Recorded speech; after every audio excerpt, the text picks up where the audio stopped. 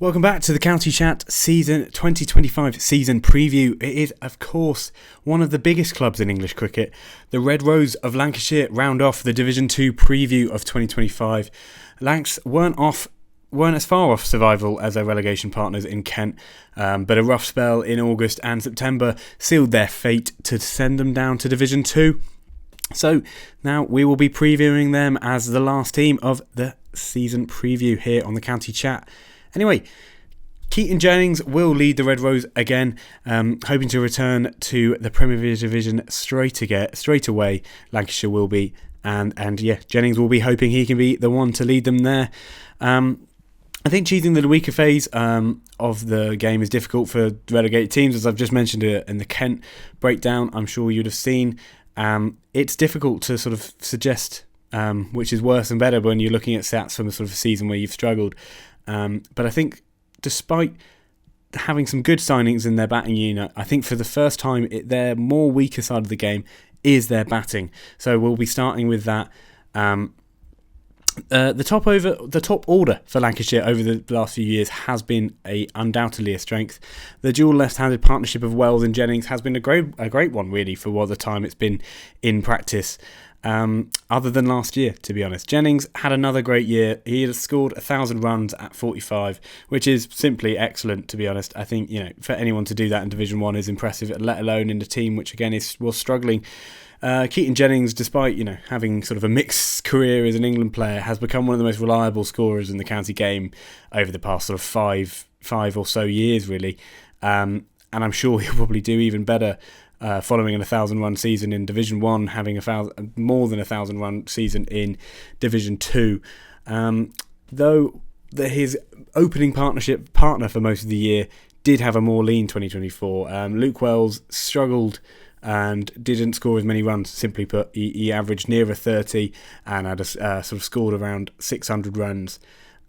Though they have signed another southpaw in Aussie Marcus Harris, who's another top order player. I have a feeling Luke Wells is going to slide down the order to make room for the ever consistent Aussie. He's had plenty of success at the county championship, especially in the second division, with success with Gloucestershire and Leicestershire. And I think Wells' all-round capacity with his leg spin and off-spin will make that shift even easier. I think it's easier to suggest you're now just a sort of all-rounder in our team, batting 6 or 5, rather than an opener who also bowls off-spin and leg spin, because he had a seriously good season with the ball last year. I think it's more likely he shifts quite far down the order just purely because of the talent he has just straight below him in Josh Bohannon. And also the signing of Scottish international Michael Jones from Durham, who is a top order batter. I think he would not really bat anywhere other than opener or sort of 3 or 4. So I think the likelihood Wells slips down to 5, 6, even maybe not as low as 7. I think that's unlikely just because of the talent he has. But so going back to Josh Bohannon though, the sort of stalwart number 3 for Lancashire. He scored 800 runs at 35 last year, which for all intents and purposes are very solid numbers, but that is nearly 10 runs below his career average. I think that shows the kind of player that Josh Bohannon is, the calibre of player he is. I think he is kind of overlooked often in England cricket because of he's maybe slightly more it's a bit more formulaic the way he gets about runs. He doesn't he isn't a stroke player as much. He's a bit more turn the rate of runs over, kind of more classical number 3, I guess you'd say. But he scores lots of runs, and I think he should have got more of a shout for England when he was really dominating a while ago. I don't think that's necessarily over and out his ability to maybe play for England one day, but I think in 2025 against Division 2 bowling lineups, I have a feeling Bohannon really could down out. I think the reason I see Lancashire's lineup as a bit of a weakness is because I think I've just mentioned 4 batters there who are top order batters who I think you can all agree are probably very much Division 2 players who can score a lot of runs. I think where the issue is the fragile middle order. I think, or the unproven, shall we say. I think Luke Wells shifting down will be a real help for the young players who he'll be sort of meeting down there, if you will, or sort of replacing down there. Players like George Bell, who's had plenty of chances to develop, His average is still in the low 20s across 26 first-class matches. I think there's plenty of players who've had sort of better starts to careers and not kept a place in a team as big as Lancashire. So I think George Bell will be struggling if he doesn't have good form to begin the season. Alongside him is his sort of young wicket-keeping rival, if you will, in Matthew Hurst. He had a pretty promising Division 1 campaign last year with an average north of 30, scoring 677 runs. So I think, you can see probably from how I've phrased that, where I stand on the sort of two of them playing against each other. I feel like if you're playing one of them, Matthew Hurst is the one who's going to prove his standards at a higher level. This wicketkeeper batting competition could be totally undermined if Phil Salt will be available for Red Bull selection after the IPL. I don't know if that will be the case, but if he wants to play for Lancashire, that would quite quickly make this batting lineup incredibly formidable. If you had Phil Salt coming in as low as 6, the kind of needless to say about Phil Salt's ability, but he has said in the past he'd like to play more red ball cricket. I think his ability in white ball cricket just kind of takes that away. It's you don't need. Why would you look a gift horse in the mouth if getting to pay hundreds of thousands to play in T20 leagues around the world when you're probably a better white ball player than red ball player? It kind of makes sense. Who knows? Maybe Phil Salt will be playing for the Red Rose this season in the red ball cricket format. Another player in this kind of lower middle order sort of slots, if you will, is the star boy. It's Rocky Flintoff, the 16-year-old son of Freddie Flintoff. Will look to continue his rise. He didn't score many runs in his few games he had for Lancashire last year, but he was included in that England Lions campaign, and I think anyone who are proper badgers like myself, and I'm sure if you're watching you probably are too, saw his 100 down in the England Lions in Australia against a really talented Australian sort of A side, or I don't know if it was the President 11 at the time. He's still 16. It's kind of unfathomable for an England Lions player to go on a tour and score 100 at that age in my head, but he'll look to cement his place, and I think maybe Lancashire will look at it in the case of we're in Division 2, we've got an excellent top order, let's just play Rocky Flintoff at 6 and not change it, sort of thing. And I think, no, you couldn't really question that, especially with a player like Luke Wells to kind of stabilise around. But below them, or maybe not below them, but batting around them will be George Balderson, a very valuable all-rounder who I've tipped for success and maybe an England call for a while. But he'll look to to score runs more, obviously, but also score them quicker. His strike rate of 38 last year for a sort of batter who's never going to bat much higher than 6, it's too low, especially in the modern game. I think successful players who've made their way into the Test side at this kind of thing, think Jamie Overton's and players of that ilk, even Ben Stokes himself, are players who can score very quick runs with the lower order. I think that's an important skill for Balderson to learn, because he faced a lot of balls last year. He just didn't score many runs. A strike rate of 38 it's low. It's quite low. He'll look to improve that batting and hopefully thrive a little bit more at the back end of innings, scoring a bit quicker. Another signing they have for overseas, which is mostly in a batting sense, is Ashton Turner. He's from May to July, so there'll be mostly blast stuff, but he will be able to play in the red ball stuff alongside that. But I think his experience and game sense are brilliant and really helpful for this young Lancashire middle to late order. As I'm mentioning, some of these players will really benefit off. He's a serial winner, Ashton Turner. I think if you look at his record, he's been part of the Perth Scorchers' domination of the Big Bash, the West WA's domination of the One Day Cup. He's especially a great white ball player. But if you look at his red ball stats across his career, he's got like plenty of Australians, these kind of sleeper domestic Australians who are just brilliant players who just don't represent their country all that often. He has. He's a good player who I'm sure will really help those lower down the order with him. But the real reason I couldn't possibly put Lancashire's worst phase of the game being their bowling as we move from the batting to the bowling is due to England's greatest ever bowler and perhaps greatest ever cricketer is refusing to retire. James Anderson is coming back. It's a sort of bigger thing, but he's almost become a figurehead of anti-ageism in sport. His drive to continue to play and better himself for the 42-year-old, it shows, how much you can achieve when you've been sure people have sort of said you're not good enough. He's got to so many wickets, been England's best bowler for a little bit, since basically being almost forced out of the lineup in that famous West Indies tour of 2021, I think it was. So yeah, it'd be very interesting to see what the 42-year-old can achieve in Division 2 across the whole season. I think, as I've put here, his forced retirement from international cricket will mean Division 2 batting lineups will be bricking it all the way up the M6 on their way to Manchester. Because, I mean, the idea of James Anderson, his season, like his skills against international caliber cricket has not really seemed to fade. I mean, he did take less wickets last season and a lot of things which caused reason for doubt. But in his one game last year in first class cricket, and this again was in Division 1, across his 2 innings he took 8 wickets for 64 runs at an average of 8 and an economy of 2. This was against Nottingham at Southport rather than Old Trafford. Oh, apologies for that noise. I mean, yeah, and I've put here, I pray he stays fit for a whole season, because I just love to see what a season looks like put together. 14 games of James Anderson bowling in Division 2, I think will be a fun watch, simply put. He's just said in a very recent interview he's not ruling out playing for another 3 years, and I say long may he reign is what I put here, and I stand by that comment, because he is just one of the greatest bowlers we've ever seen in England, and I just love to keep watching him bowl, simply put.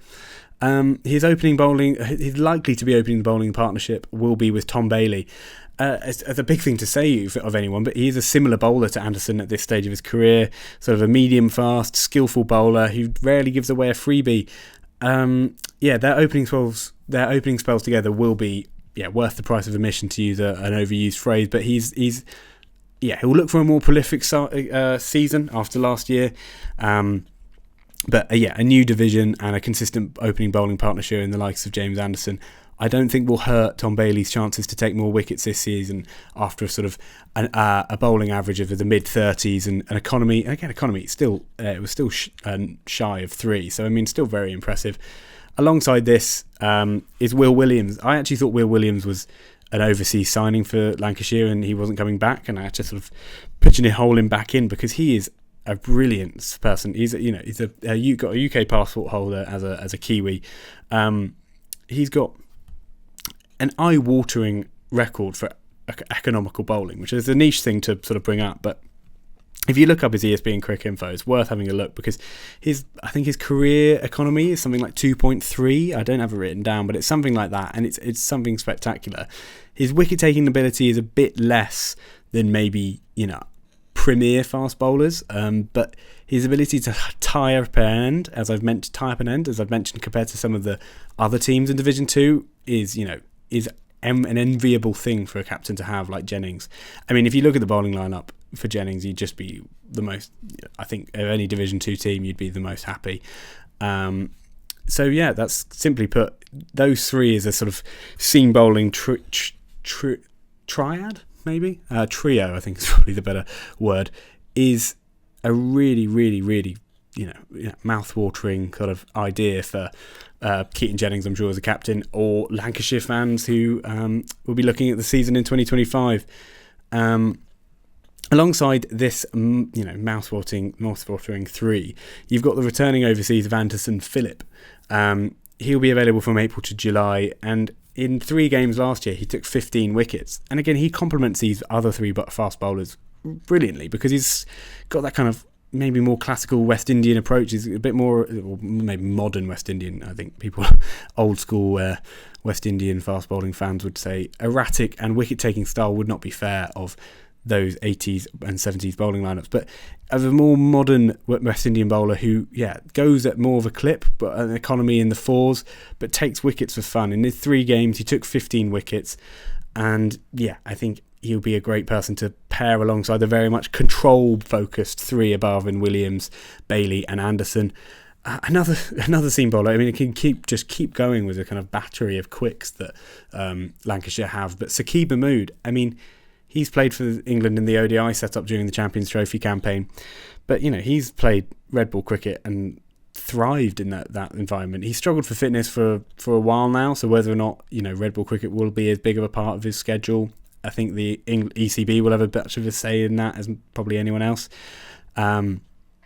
But yeah, if he can stay fit and is willing to play red ball cricket, I mean, the idea of having those 5 seam bowlers being able to rotate, and again, the fact that Mahmood will be able to rotate, maybe will be more of a pull for the ECB to let that kind of slide, if you will. So I mean, it's hard to imagine this bowling lineup if Mahmood is available for red ball cricket, because I just don't see, I don't see a bowling lineup even like compares even kind of slightly. And this is all before we've mentioned George Balderson, the all-rounder, but he is probably more of a bowling all-rounder. He was the club's lead wicket taker last year. He took 36, and he'll continue in that form in 2025. I have no doubt. Again, he's playing against a lower level of competition, and he's a young bowler. He's 25. I don't think he's getting any worse for a while. And as I mentioned sort of briefly in the batting section, I am a really big fan of Balderson's, and I think he will make real strides, and I hope he does in the batting side, because I think that's what will define whether or not England will look for him in the future. Because his bowling, I think, is really taken some strides in the last year or so. Probably not hurt by the fact that he's had years of being able to learn off some of these great bowlers that are around him, Tom Bailey, Anderson when he's been around, and Will Williams. So it will be an interesting one to see how he goes. Again, Lancashire have plenty of young cricketers who we've not even mentioned. Jake Blatherwick, Josh Boyden, Ollie Sutton, all talented and very highly touted by the Red Rose county. Also another name, Tom Aspinwall, incredibly similar to the Manchester-based UFC champion Tom Aspinall, by the way. But he's another, particularly out of those young bowlers that I've just mentioned, he's sort of proven himself that he could do it at the red ball level. So again, if there's the opportunity for it, which I'm mentioning, I don't think there perhaps will be, he'll really look to sort of thrive in that role. And then onto the spin section. Again, you could not begrudge Lancashire for not basically picking a spinner all season. I mean, as simple as that. With Luke Wells in their lineup, I think you can see them very easily going to 4 seam bowlers, George Balderson and Luke Wells. But if they do want to, they do have one of the most talented young spinners in England, in Tom Hartley. I mean, he shot into the spotlight in their England's tour of India, I think he was England's leading wicket taker that tour. But he'll look for a more consistent season in 2024, because last year he didn't get to play as much, in large part because of Nathan Lyon's stint with the county. But when he did play, he struggled. I mean, he averaged 81 with the ball last year. So he'll look for a way to be as successful as he was in India. He was sort of mixed bag in India, but he took a lot of wickets. But across a whole season in the UK, and if you'll get the chance to, because as I mentioned, if Lancashire are just going for wins, I think it's very likely they'll go with 4 seam bowlers and Luke Wells. And I think the reason is I say that because Luke Wells had a real standout season with the ball last year. He took 24 wickets at an average of 22. So with this incredibly strong seam bowling lineup, I think I struggle to see Tom Hartley really slipping into this team, which I think is harsh, because I do think he's a properly good spin bowler. Anyway, coming around to the sort of all-round overall section, I think it would be a failure if Lancashire weren't to get promoted this year. They, to me, have the best bowling lineup in the division. I think it's not that close, and I think they have a very strong batting lineup. I don't think it's quite as good as Middlesex is. I won't say they have the best of both worlds, to quote a song. But their strength and depth in both is quite impressive, especially in the bowling lineup. And I think in a division where their bowling lineups are a real limiting factor, I think there could be a real Lancashire could have a really, really good season. And I think I'll be interested to see between Middlesex and Lancashire, if they play up to their expectations, who be a good title race, I think, this year. But they'll also look to mix in some of these exciting young players. I mean, I think every England fan will be looking out for Rocky Flintoff and whether or not he'll play for Lancashire much. Because he is supremely talented. I mean, a 16-year-old scoring 100 in Australia, wearing England, Lions gear, is something truly special, and I think that won't be overstated and won't be underplayed, and I'm sure he will probably bat a bit, and I hope they maybe look at it in the sense of, like, we've got a good enough batting lineup, we've got a good enough bowling lineup that we can sort of save a 7 batting slot, a 6 batting slot for Rocky Flintoff, or maybe they push him all the way up the lineup for somewhere like 4, say. So I'll be interested to see how they deploy him, or if they just look at a year in the second 11 batting 3, batting 4 every single week will just be more beneficial for his career? God knows. I mean, all of it will be an interesting watch for Lancashire this year. But yeah, finally, I think their main rival for the title was Middlesex, as I mentioned, and I just